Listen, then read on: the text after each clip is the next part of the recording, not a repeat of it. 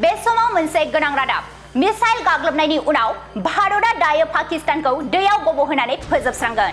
भारतनि वाटार स्ट्राइकजों पाकिस्तानाव दावराव-दावसि सोमजिदों मानोना भारतनि वाटार स्ट्राइकजों पाकिस्ताननि गोबां ओनसोलफोराव दैबानानि खैफोद। पहलगामाव उदखारि गाग्लोबनायनि उनाव भारतआ सिन्धु दै गोरोबथाखौ फोजोबदोंमोन आरो पाकिस्ताननि दै जगायनायखौ बन्द खालामदोंमोन। पहलगामाव उदखारि गाग्लोबनाय आरो अपारेशन सिन्दुरनि उनाव भारत आरो पाकिस्ताननि गेजेराव जेंनाया बांगासिनो दं। भारतआ पाकिस्ताननि गाग्लोबनायखौ गोख्रोङै फिननाय होगासिनो दं। बे समावनो उदखारिफोरखौ आश्रय होग्राफोरखौ मोनसे आयदा फोरोंनो थाखाय भारतआ बिसोरनि सायाव दैजों गाग्लोबदों। भारतनि थाद'नाय गैयै मिसाइल गाग्लोबनायजों गिखांनाय नसुंसे हादर पाकिस्तानआ दायो दैबानानि खैफोदजों मोगा-मोगि जानांदों। भारतआ सिनाब दैमायाव सलाल बान्दो आरो बाग्लिहार बान्दोनि गोबां दरखंखौ खुलिबाय, जाय पाकिस्तानाव दैबानानि खैफोद सोमजिहोदों।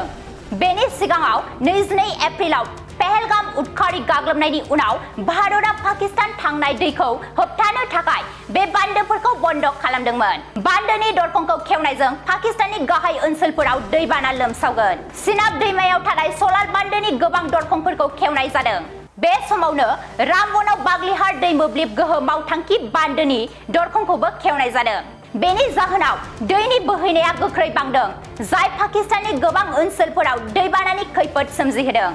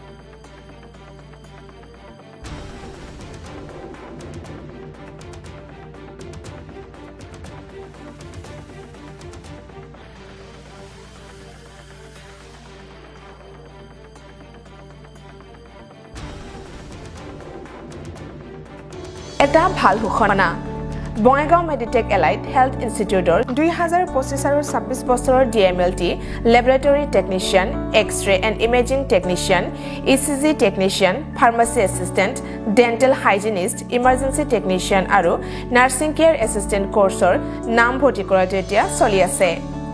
নামভৰ্তি কৰাৰ বিষয়ৰ বাবে জানিবলৈ ব্যক্তিসকলে 9395558676 নম্বৰত যোগাযোগ কৰিব পাৰিব।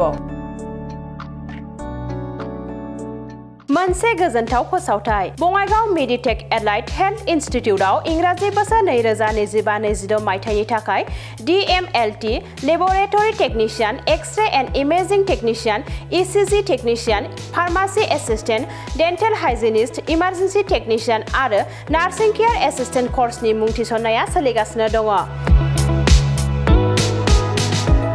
मुं थिसननायनि सोमोन्दै सुलाद लानो थाखाय 9395558676 नाम्बाराव फोनांजाब खालामनो हागोन।